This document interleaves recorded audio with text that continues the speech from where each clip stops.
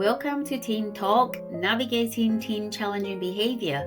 I am Pei-I. I'm a parenting and teen challenging behaviour specialist at Rainbow Parenting Practice. Over the last 30 years, I've worked with children, teenagers, and then families with various complex needs across different settings. But it is my personal story, being a troubled teenager, that led me to the creation of my innovative parenting method, Thriving Together Parenting Method. It can help you and your teen to have a more loving, respect-driven relationship and the happiness and harmony in your family home in 90 days.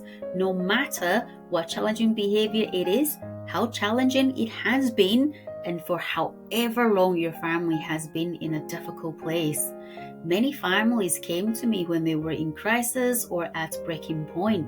My TTP method is the secret to their transformative family lives. It can be yours too.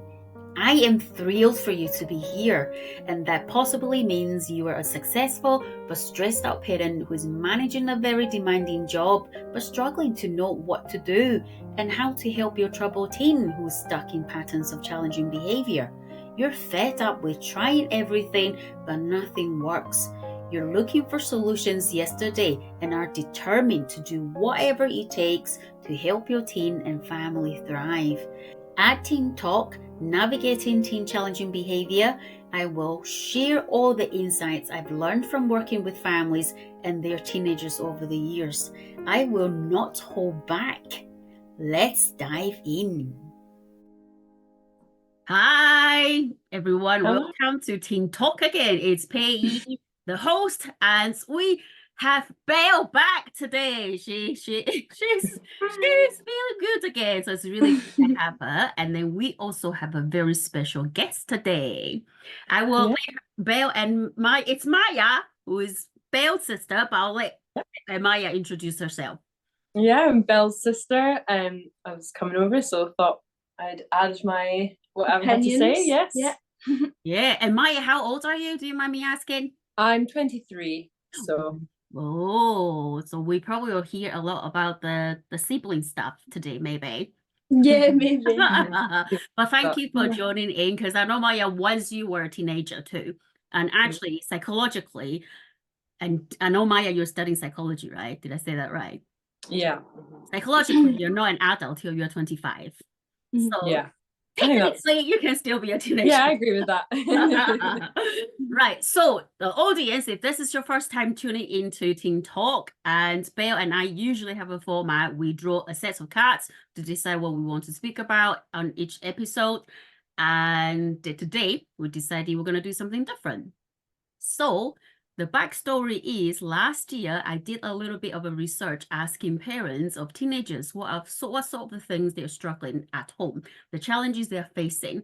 And I have nearly like 500 responses from the parents. And there's one really big thing they're finding really difficult is their teenagers' attitude and the sense of entitlement. So we decided today we're going to talk about this and answer some of the parents' questions as to why are my teenagers so entitled. Yeah, so entitled, and then giving attitudes, whatever, whenever. Thank you for Belle. The English get me there. So why don't we start? What are in both of your minds when you think about that sense of entitlement and attitude? It makes me think about how sometimes I can be quite rude, I would say, to my parents. Like sometimes maybe to my dad. It's definitely happened. I don't know. I think I just get really agitated. I think, the first thing that came to my mind was I remember feeling really, really frustrated as a teenager. Yeah. And so I think you're just frustrated every day already. And like, the sound of like my dad breathing too loud used to just completely away. Oh, sorry. And so I think like the entitlement, I think like as teenagers, like your hormones as well, like there's all these things. So in your body, you've just got all this built up frustration, and then it comes out as you're like, oh, you can't deal with anything else, you're entitled. I guess that's how it feels in the moment. Yeah. But yeah, definitely. Yeah, whenever I'm like rude or like whenever I'm I'm acting that way to my parents, always from just like being really stressed or frustration. Like, and like, yeah, it's like things as simple as like dad breathing too loud or something, just like really annoying. And I think at that age you don't really have the skills or the kind of, you know, you can't really level and like apologize, you know, you don't really have the skills to do that yet, or just kind of be honest and say, oh, sorry, it's because I'm feeling this. You can't quite articulate it, so it just looks like you're just really angry. Whoa, okay. So you both actually, you know what? I can resonate with that because when I was a teenager, I probably did the same thing. And it just like, oh, stop it now. But then the question, I suppose the parents will be curious, but why? Why? And why are you only treating me like this? Not your friends. Do you treat your friends the same? No, exactly. It's never the same with your friends. It's different with your parents. Yeah. So what? I guess because it's so. Parents then? I guess it's because like sometimes it can be because your parents, you just sort of assume like you are gonna make up, or like they're just gonna be there anyway. Like it's unconditional, like they are there. So whereas if you're like that to your friends, which I've never like wanted to be, but if I was, it's not the same relationship. It's like you live with your parents forever, so they've probably been rude to you before. Like these things just happen in the house, so it's easily looked over, or like I think like when you live with your parents as a teenager, you know, it's that in between time of they're still your caretakers and you still need things from them, but it's you still want your independence. So maybe the frustration kind of comes from that. So like, you know that you need them, but you don't maybe want to need them, or maybe that's it. Okay. So in addition to like frustrations and hormones, what is driving you guys or teenagers to keep their parents' attitude? For me, I feel like I most give my parents attitude when I feel like they're not understanding me, or they're sort of saying they're going to do one thing, they don't stick to that, or like it is from frustration, but like more specifically from like I almost feel like I've like just from agitation of like them not, you know, I don't know, dad sometimes isn't tidy enough, or like just stuff like that. Like I just get really frustrated, and that's when I'll be overly react and be rude, or like even over little things I can just like overly react because of that frustration that's been built up. I don't know if that makes sense. So what I'm hearing, Belle, what you're saying is actually that attitude or the sense of entitlement doesn't lie within the teenager only. It's possibly relational. Yeah, definitely. Oh yeah. Because it's not like when you turn teenager, I mean, we know the brain is going through the restructuring, developing and all this and the hormones, but there must be something else to allow the teenagers or make the teenagers respond or behave certain way. And I think one thing, I suppose that's where my curiosity is, because a lot of parents would be thinking, it's the teenagers, why is my teenager behaving this way? Why are they so selfish? Why are they giving me attitude? And then why are they just feeling so entitled? They want the Xbox 5. Then it's like, I want an Xbox 5. What you know buy me an Xbox 5? But the thing is like, what do you think is happening in this relational, like parent-child interaction, or what is parents are doing or not doing that's possibly contributing to this teenager, or the teenagers being like, oh, I think it is, for me, like as I say, like the push and pull of the independence. So like your parents are just trying to help, they're just trying to be there for you, but maybe in that moment that's not what you want, that's not what you need. And I think the frustration comes from having a lack of control over your life, because you know you're in school, you're living at home, all this stuff, and the lack of control is frustration. And maybe the remedy, or you're saying the questions that the parents are asking, you know, why, what can I do to kind of help that? I don't know, maybe it's important maybe for a teenager to have something they do or somewhere they go where they have real independence, and where they can like have healthy kind of break from the family unit and then come back as a whole person, and not just like as the teenager that lives in the house. Why do you think if they're being spoiled though? Like what do you think that's coming from? Like asking for stuff like that, and like expecting that, because I can't think of a. I mean, for me, that's just like being what ungrateful. 4-year-olds kind of ask, isn't it? So it's like maybe it's someone who hasn't broken the kind of thread of becoming more adult, or Yeah. you know, it's like just demanding things like a toddler. Well, no, you're growing into an adult. So I don't know, healthy boundaries and independence, and giving them a job to do. Yeah.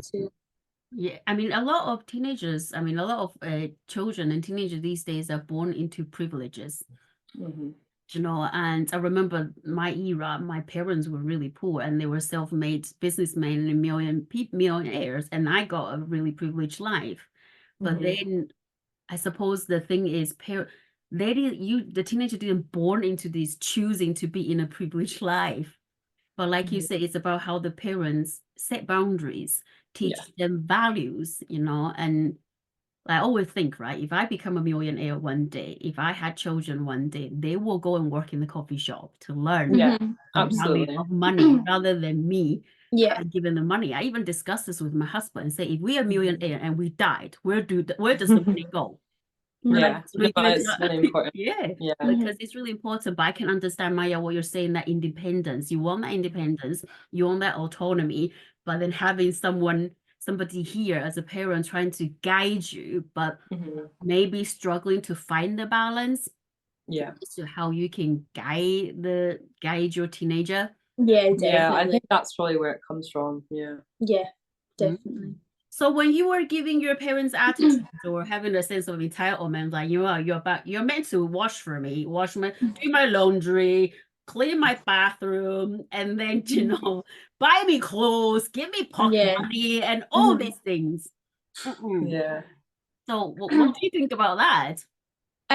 Well, I don't think I've ever like done that fully, like just said to mom like, well, clean this, whatever. But I definitely think it's got a lot less now, but I've definitely, when I was 15, 14, I did just sort of expect people to clean after me a bit, or like I didn't really understand, like, because I hadn't had to do that by myself. Like I feel like when I was with my dad's weekend, when I was seeing my dad, I did do it a lot more because I sort of had to. This is what I was going to say. Yeah, whereas now, because mum's really like talks to me about that, like I feel like now like I do just clean up after myself, like, and if I don't, it's just like I forget. But like I clean up after myself, I clean my room, like because I've been made to have that independence, like Maya said, like I do have to do that for myself. And also just because I know that I understood from mum's perspective more when I got older, because I could see how frustrating it would be with living with someone who wasn't doing that.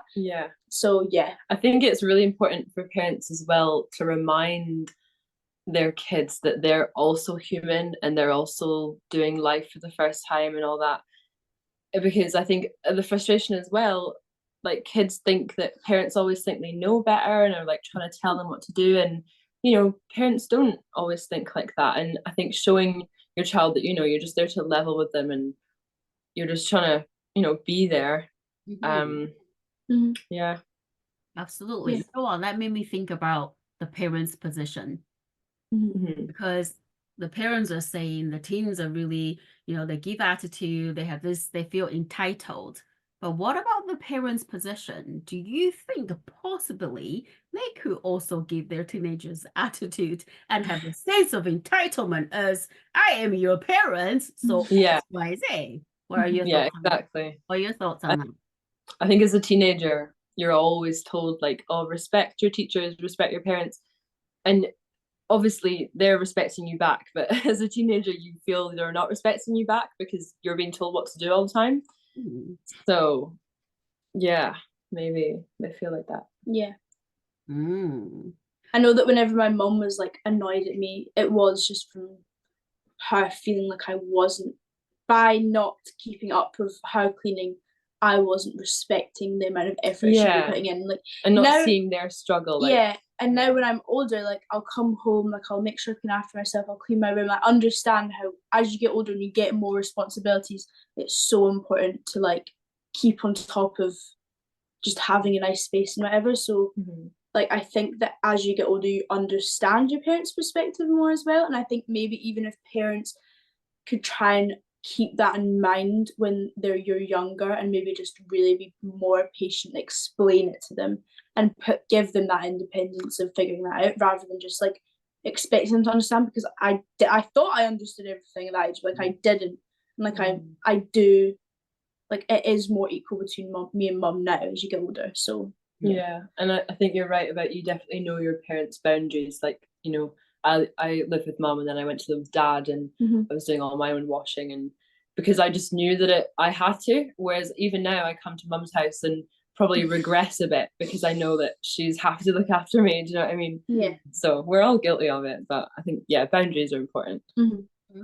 Absolutely. So what will happen then if your parents explain to you as to why you have to do certain things? Would that have changed your attitude? And I think I definitely think that, I don't think mum like should have done this, but I think looking back, maybe if like a parent, like mum or something, had like sat me down like and just snapped me out of it, and like at first like, Belle, you are being spoiled right now, but like I genuinely, like, I know you're just not understanding, like maybe just understand, like, I've came home from work, it's not that hard, just clean up after yourself. Like I don't know, if I had a bit more, I feel like if I was a parent, I would maybe just explain maturely, like treat them maturely, and not just say like you are being ungrateful, like just raise my voice. Like I would maybe say, look, I know you don't understand how important this is for me, but like please, if we just try and keep on top of the house, like clean up after yourself, if you do like a chore every night or whatever, like I think that would make both of us feel better. Like I've came home like explain it more calmly, is what I'm trying to say, like with patience rather than just anger or frustration, because like otherwise I would react to that frustration with frustration, and like rather than actually genuinely trying to understand. Whereas when I got older and mum stopped being frustrated and I stopped being frustrated, that's when I started really cleaning up after myself, because I didn't feel that there was any, like I wasn't doing it because I had to, I was doing it because I actually understood why I needed to. But I don't know if that makes sense. Okay, very interesting. I suppose my thought went to, so see the time, sounds like it's a really tricky period of time for parent and teenager to balance and navigate Yeah, maturity. Is like the sense of entitlement, the attitude, but at the same time, the parents could be giving attitude without recognizing actually I'm giving attitude, or I'm actually have a sense of entitlement because I'm your parents and I'm asking you to tidy up your room. So go and tidy up your room. I'm the one making money. So yeah, right. And that definitely is. It could be a reflection. Yeah. So, but then I'm curious, see, like because I am pretty certain when you're giving your parents attitudes or another way around, it creates some kind of rupture, in the or atmosphere, or in the relationship. Because how do you think parents feel when their teenagers give them attitude? Or you can think about, how do you think your parents feel when you're giving them attitude, when they actually gave you unconditional love? Yeah, I think you'd feel like offended, probably. Like you'd probably feel hurt. Like I know parents do just use this all the time, but it is true. Like they are working and like paying for things and like cleaning up and like all this sort of stuff. So I think teenagers are never like actually just being overlooking that because they're trying to. Like you just don't realize, but maybe a parent would feel sort of offended and sort of like just agitated with how ungrateful it feels towards them, but then also at the same time teenagers just doesn't realize the extent of that. I think in some ways this might not be helpful, but in some ways teenagers, you cannot treat them like rational human beings. I'm sorry, but you just can't, because they're not, their brains are not at that level, and so you can't expect to always get that from them. It's like I've worked with like people with dementia and things like that. Like you can't expect for them to have rational behaviors and responses to things. So maybe trying to keep that in mind with teenagers. And yes, they're saying all these hurtful things, but they really don't mean it. Like they really don't. And like, so I don't know, maybe practicing some like self-regulation techniques for the parent, just to really remind themselves, this is happening right now, it's not going to last, that's them, this is me, Mhm.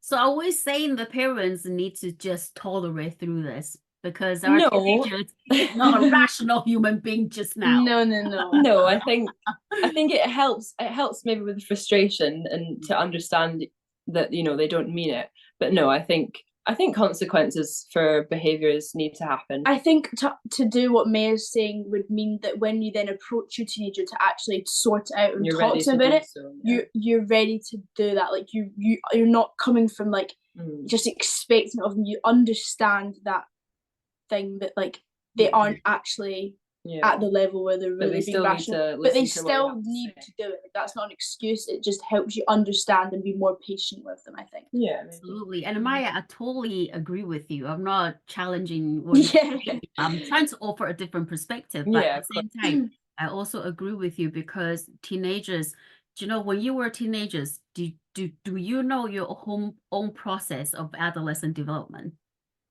No, exactly. Exactly. Nobody does. And that's the thing is like, and Belle and I had this conversation 30 years ago, I didn't know. 30 years later, teenagers still don't know. So there's something is not working here. And why are there not enough resources to teach the parents? And parents wouldn't know that the brain is still developing. Yeah, that's a really good point. Yeah, the parents will know the teen. All they know is this 5-year-old wee boy or wee girl turn 12 and go, wow, like changing person. So then everything become very individualized. Like it's the teenager, it's this and X that. But you think about that, it's like nobody actually tell you what is happening as a teenager. The teenagers don't know because the school doesn't really teach you. The parents don't know because how would they know? There's no parent school to go like learn about the child development, what happened to them physically, emotionally, psychologically, mentally, all these things. There's no such thing. So it's really hard. But you're right in saying the adolescent, the teenagehood development is a tricky part. It's a tricky journey. You know, you got a lot of emotions going on. You're trying to find out who you are, your identity, sexuality, your individuality, you know, all these things is really big. Your emotions are not there yet. So like you said earlier, you don't have the emotional literacy to be able to self-regulate or even to recognize, actually, I am upset now. I am not angry. So, and that, like what you said earlier, it really requires the parents to have compassion and be more patient with the teenagers and teach them the emotional literacy as to actually, I can see you're quite upset. This attitude, Mr. Attitude is out. Let's think about this, right? So there are many different ways to manage this. However, I do have one curiosity though, because you know, when I was a teenager, my friends were, I mean, I didn't have many friends. I was like butterflies, you know, like with different group because I didn't know what kind of friends I want to be with. But some friends are like really cool. And I wonder if the peer pressure, the friendship could influence how you are with your parents, you know, because you want to be, I am really cool. We're dressing really well. My parents is like wearing baggy jeans, and then you can see their socks, you know, and then when they wear trousers, so then it goes like, oh gosh, just get lost, you know. Don't be. Yeah, I think you get really self-conscious of your parents at that age. Yeah, my dad came in and did cycle training. It was like the people in my school, and it was fine. Like it was fine, but I just remember being so hyper aware of like everything. I would just identify with me, but of course, you know, that's not how it is. But I do think that when you're a teenager, you like project your insecurities a bit onto your parents, like definitely, because like when you get older, you realize no one actually cares. Like everyone's just different people. That's how it is. But when you're a teenager, you do like there's so much like fitting in culture when you're a teenager, even without realizing. And it's all, I think it's just your ego is so strong in teenhood that it's all just to protect yourself deep down because you're going through all this stuff. So your everything is just trying to be, no, I'm fine. Like you can't admit anything wrong. You're just trying to keep yourself in this like protected state, even though that's not what it's doing. So because and I suppose that's what I was thinking is that because we want to be so cool, and then that could be another reason to give our parents attitude. Yeah, and like separate for them again. Like that's the separation, I think, coming in. Like, it's like we're not together. Yeah. I don't know you. That's not my Yeah. dad. That's not my dad. And then just like, go and collect him from the back lane or something. Yeah. Go to collect me. I did remember I was like that. I was like, please don't. Yeah. Yeah, I've definitely done like that before. Yeah, absolutely. Yeah, please don't come and collect me in school. The way you dress is not cool. Unless you dress like these, they collect me from a school. Yeah. And I really feel for the parents. And Yeah. I suppose I'm also curious about if sometimes the attitude and the sense of entitlement is because there's something deep down or needs are not being met. Mm-hmm. And it could be, that could definitely be that could be it. But I don't think in every situation. But I think the need that we're identifying, I think it is the independence thing. I think for me, that's what it is, because it's just the fight of, oh, I know I need them, but I don't want them. Oh, but I want them for this, but I don't want them from this. And they're not ready to admit that in themselves. So it just comes out as horrible behavior. And also what Belle said earlier, when there's inconsistency, you see what you say will do, but you didn't do it. You keep disappointing me.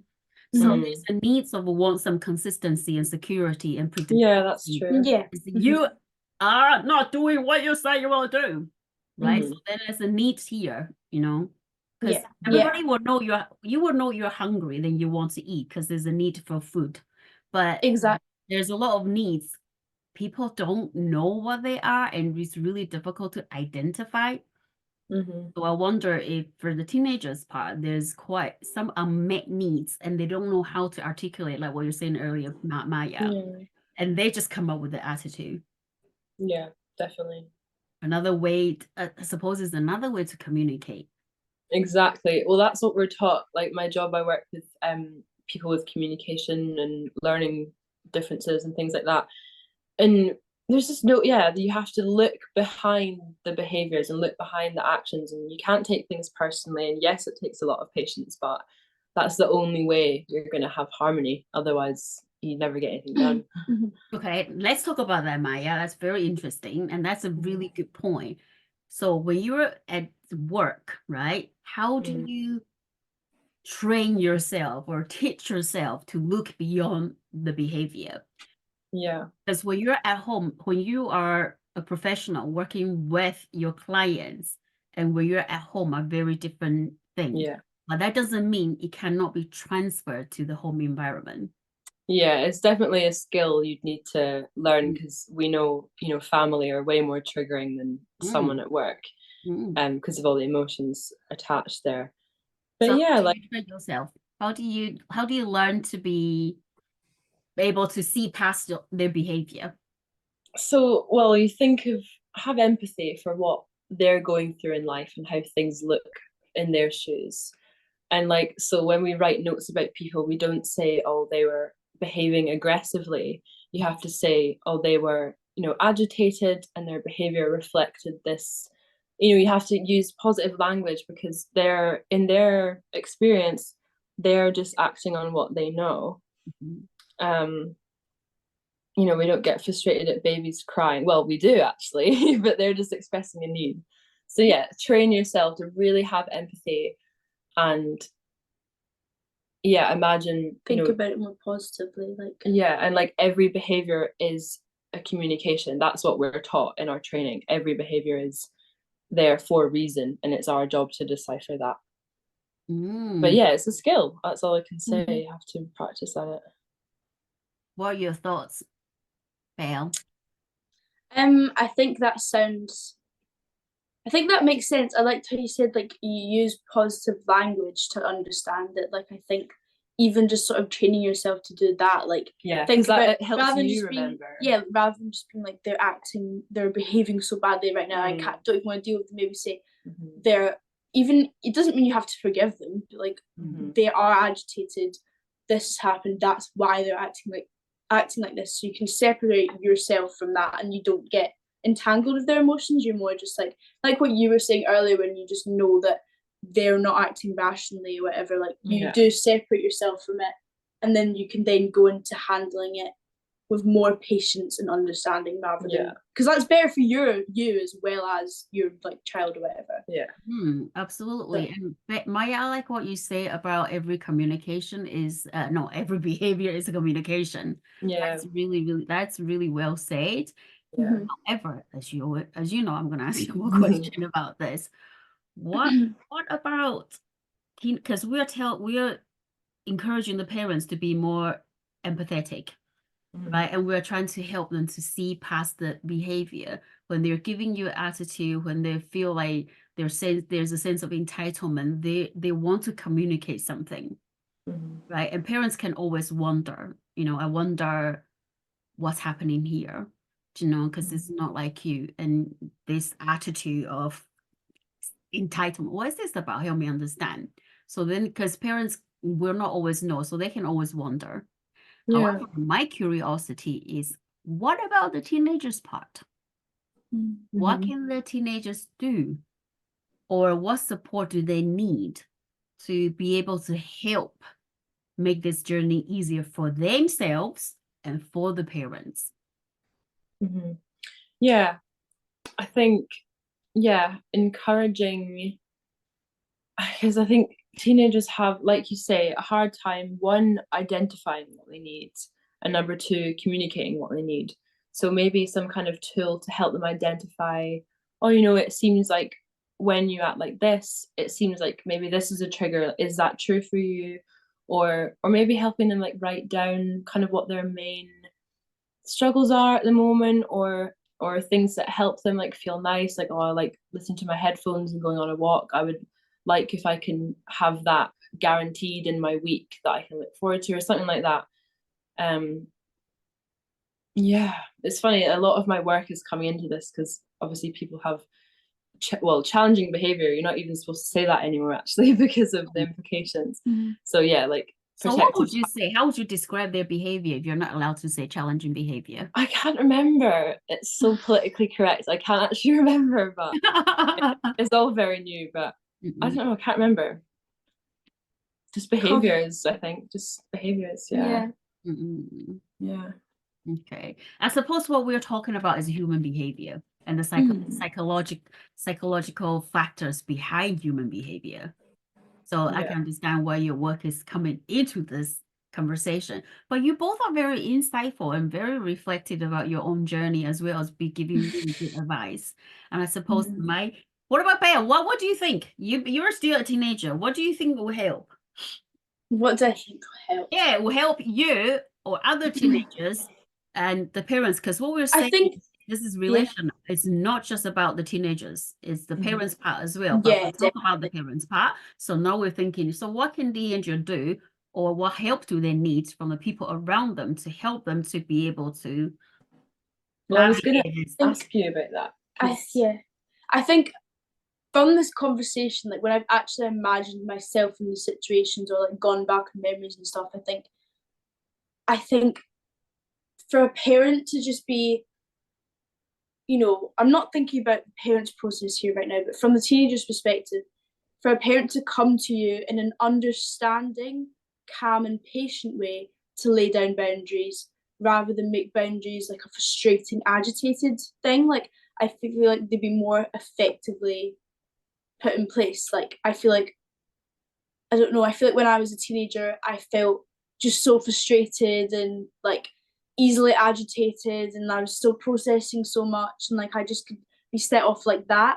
And I know that a lot of people are like that. So I feel like for a parent to be agitated, or be, even if it's something as simple as like cleaning up after yourself, that can feel so much at that age. Like, it can feel like why they ask me this, like they don't think I'm good enough, like they don't do that. Like, it can set off so many thoughts inside your head that the parent won't understand.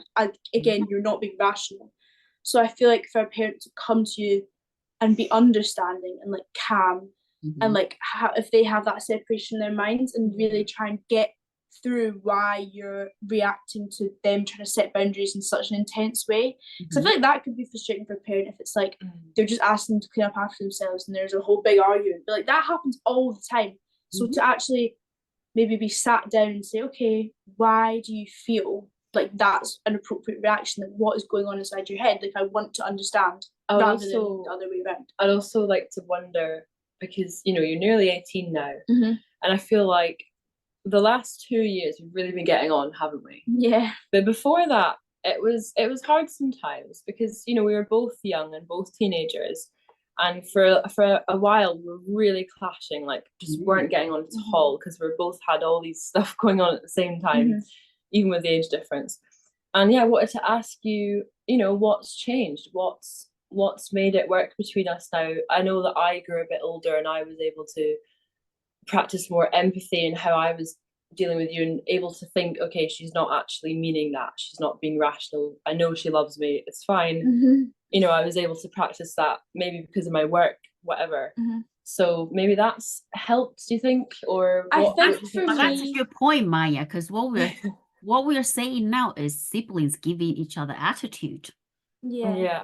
I think for me, just as I've got older and came out of everything, the big mess of being like 15, with that, I have just matured a lot. And with that, I've also like had so much more independence, like, you know, in school, like whatever, like outside of school. Yeah, just kind of I've got more independence, so it kind of just naturally does come. Like I've sort of naturally started, if someone, I'm not putting out that agitation and aggression into the home as much as I would have before, which then means that mum, like, you know, people around me, like everyone's being a bit more positive to me. And also, even when people aren't being positive to me, like I think people are being unrational, which they still are, but I feel that like I can react to that in a way where I do think, okay, I've been there before, they're just like feeling whatever, like it's fine. Like I don't react to it. I just sort of think that's fine. Like whereas when I was a teenager, that would have built up and I would have like exploded everywhere. Like I think it's a lot of patience and empathy is underlining all of this. Yeah, exactly. Because it really is, for like, both the parties. older you get, you do genuinely like start to understand more if you're being given the space to grow up, sort of thing. Sounds like both of you, what you both of you are saying is there were a lot of emotions unprocessed, unrecognized, so they come out. And what we're hoping for is parents to have more empathy, patience, kindness towards these emotions and everything. Right? And Belle, well, I'm also hearing you because you work through those feelings, so you don't react to those things now. But then my question is, why are we waiting till we're 18 to learn about these things? Because I feel like when you're 15, I'm not talking about you, right? I know this is a journey, but no. Why the society or everybody is waiting the teenagers to go to 18 years old and then go, oh, everything is okay now. Right. I think everyone just expects it, doesn't it? Almost. It becomes like a self-fulfilling prophecy, almost like. Because when you're 15, whatever, you are just more selfish. Like you don't really. Just from everything, like in general, I think when you're younger, you are more selfish. Just not in like a necessarily bad way, but you think about your own feelings a lot more, which means that your own feelings can be a lot more intense. So when you're 18 and you do grow up in these exterior things, you do start thinking about other people, your future. Just naturally that sort of goes down. You have a life outside of what's going on inside your head. So I think that's why people sort of expect that to happen, because when you're 18, you don't have space to only think about yourself, sort of thing. But yeah, I think it definitely should be talked about more, shouldn't it? Like in school, you know, a couple of lessons on identifying your feelings even and communicating your feelings like would have probably gone a really long way. Absolutely, Maya, and that's where my mind is going, because you will see parents teaching a 2-year-old or 4-year-old. I can see you're very upset right now. Come to mommy, let's have a cry, or let's tell mommy what's going on. Right? So you're teaching them the emotional literacy and say, when they get angry, they hit out. They'll say, I know you're angry, but you are not hitting out, right? Tell me, tell dad what's really happening. I'm not quite sure how come this journey stopped when the teenager turned into a teenager. Yeah, no, I think you're right. I think like I think teenagers really need a bit of that. Yeah. And like, yeah, honestly, sometimes you have to just view them as kind of big toddlers, because I remember so well, like it wasn't long ago, like it's just so crazy and intense, and Yeah, I remember you being you've got all this adult stuff to deal with, but you just don't know how to. You're still a child with all these adult life things, so the mismatch is just like impossible to navigate. Because you don't have the tools. So yeah, let's get some you tools. probably don't have the tools. You also don't know who you can speak to about these problems. Mm. Can I trust these people when I speak to them about the problems? Will they listen? Will they help me? Or are they gonna judge me? Or are they gonna give me a hard time for what I'm saying and go, you don't understand? Right? So there's a lot of worries if you're a teenager going through a lot of challenges. But I suppose coming back to the point is, yeah, you're right. We need to teach the teenagers emotional literacy. And if we're speaking about your emotional brain is still being developed, why should we stop doing this for the teenagers? Yeah. So and I suppose this comes to the end of, I can't believe it's nearly been an hour. This is crazy. Yeah, I know. Yeah. I don't know. So before we finish off today, I don't know if you have any final thoughts before we share our curiosity. I honestly, I feel like we've really covered a lot in the hour. I think that was really interesting. I hadn't thought about all of that in a long time. Exactly. Yeah, it's been a really good chat. I was like, I want to say something.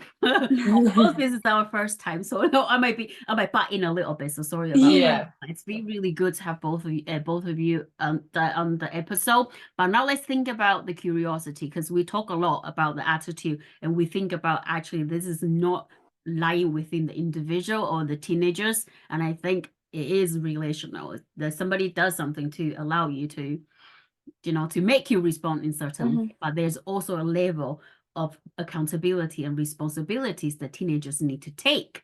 Is I am upset. How do I get help, or how do I articulate that, rather than giving the attitude and then go, because I know my mom is going to be there for me, so I'm just going to treat them like this. This is also very unfair for the parents. But at the same time, like you say, the parents, you can probably give your children attitude too. I told you to tidy up the bathroom 3 times, right? You're giving an attitude. So then we need to think about these things.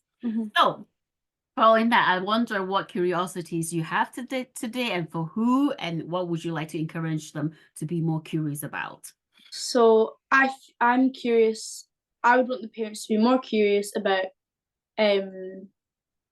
actually approaching frustration with by empathizing with their child, and like thinking about how they feel, why, rather than just reacting to the aggression. That's a really good curiosity, because one advice I always give the parents is, say your teen doesn't trust you, but then you need to think about when you were in the position of an adult, when you don't trust someone, how would you like to be able to trust that someone? What is the process? So it's actually the same process, but people sometimes forget it's actually the similar process. I think, what? Well, that's a very good curiosity. Thank you, Belle. How about Maya? What would be your curiosity today, for the parents, or for the teenagers, or for the family, or for sisters? Maybe for sisters. I think it's just important to be honest about where you're at, if sibling, parent, whatever, because you kind of just have to drop your defenses and be honest about when you make mistakes, because when you're honest about making mistakes to your children, they see you more human, and they don't feel like you're trying to tell them all the time, because they know that you're the same as them. Does that make sense? Yeah, it does. Yeah, that's really good. But something just came to my mind. See, when you two were giving each other attitude and didn't get along, were you jealous with each other? It definitely was not jealousy. It was sorry. Or like, you get more attention from that, or mom, you always got off with that. I think that probably maybe subconsciously there was a bit of that. Yeah, I feel like when I used to come over, you used to, like when you were a teenager, you used to kind of, maybe didn't know it, but you were annoyed that I was chatting with mum or whatever. Yeah, I think there's a bit of, with siblings, I think, because you've been through similar parenting, you've been through similar experiences, that can then result in like so much And I think intensive. Like, I think for a long time as well, I think what you felt from me is that I wasn't listening to you or seeing you as your own person. yeah, Because I'm 5.5 years older, so I guess I was used to the role of she was a little sister, whatever. yeah. And so we had Wasn't feeling really like I had bad enough fight one day. That independence. entitlement, I'm the older sibling. Yes, Yeah, exactly. and she needed to, like, pushed me away a bit, and I needed to reevaluate how I approached her and actually listen. Okay, what, you know, it's not how she's saying it, it's what she's saying that's important, and I need to, you know, react to that in a calm It's way. all about being given independence, isn't it? And like Yeah, everything just respect. comes with that. I think Yeah. because when you feel like you're being respected, you give that back. Yeah. But once you have all the independence, I think you'll think independence is overrated. Because all the adulting is hard, guys. Yeah. Right? Yeah. It's not like Scared for that. adulting is really, really hard, you know. But then, like, Hmm? I was just going to say, like, I feel like since moving out from the family home, my relationships with my parents are so different. Like, I meet them for coffee and, like, chat to them like they're Quality time. yeah, like you care about their lives. You see them as a human being, like, not just as your parent, and it's really lovely to finally be there. I know, but my Yeah. goal, right? My mission has always been about it doesn't have to wait till your teenagers move out. Yeah. You know, No, yeah. Exactly. you can have that in your home right now, doing the things that support each other, listen to each other, and all these things. Right? But I'm glad you both are in a really good place. You're getting along really well. Me and my sister were the same, right? Yeah. We went through the same thing. I just Yeah. hit her all the time because Yeah. I was jealous. Like, Mama was Yeah. always good to you. Why? Yeah. We didn't have the words to say that. You know, Yeah. it was like, anyway, but that's another story. We'll come back to it another time. Yeah. Also, I want to end today's episode by encouraging the parents to think about, and it's not just about your teenager's attitude or their sense of entitlement, because when there is a problem, it does not lie within your teenager, and it does not lie within you either as a parent. Yeah. Parent thinking, oh my God, it's me. I've screwed my children up. That's why I'm behaving this way. Or if you're constantly dealing with challenges with your teenagers, you'll be thinking, it's my teenager. That's why they make my life live in hell, right? They deliberately, they just want to hurt me and all these things. But what I want to encourage them to think about, the problems doesn't lie within the individual. It's the problem is the problem. The person is not the problem. As opposed to parents to think about, be more curious about, to look at the challenges in a different lanes. So that will be my ending note for today. But thank you for Maya for joining us for today. Hopefully we'll get thank you on the podcast sometime. And thank you. It's good to have Belle back. Yeah. And stay tuned. I know you and you know we never script this, right? We never everything never script and never get cut. So next time Belle and I are gonna do something different. So stay tuned. And we'll see you on the next episode. Bye. Thank you. Thank you to everyone at home or on the go for listening. If you find this show helpful, please hit that follow or subscribe button. It does wonders for the show, so more people can find Teen Talk navigating teen challenging behavior organically. If you have any questions about anything we talk about, please drop me a line at Pei@teentalkpod.com. That is PEI-I@teentalkpod.com. I read every email I get. Whether that's an episode idea, a guest recommendation, or just a simple note about how the show has impacted you. I'd love to hear from you. I am Pei-I, and I'll see you on the next episode.